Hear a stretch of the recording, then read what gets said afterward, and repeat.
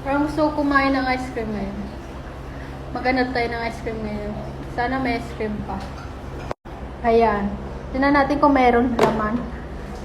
Hello? Bakit Lucky Me lang natira dito? Tanungin ko yung mga buwang na yun.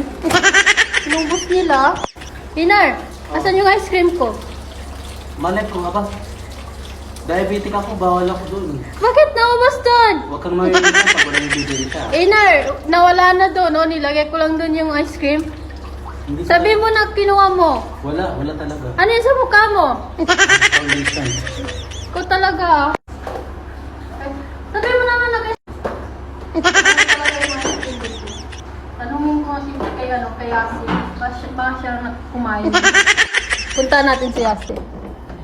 Sis! Saan yung ice cream ko? Anong ice cream ka dyan? Nawala dun sa ano oh. Magsabi ka ng totoo. Ba't ako? Wala akong kain na ice cream. Hindi naman ako mahilig sa ice cream eh. Eh sis, nilagay ko lang naman dun oh. TikTok lang naman ako dito. Ba't napunta sa akin yung ice cream? Tingnan mo yung mukha mo. Ano yung sa mukha mo? Kaya mandalo yung bakit kukunin yung ice cream mo? Tingnan mo yung sa mukha mo oh. Ano yan? Nilagay mo. Kung hindi ice cream. Ito talaga oh. Lahat na lang kinakain niya. Ano yan oh?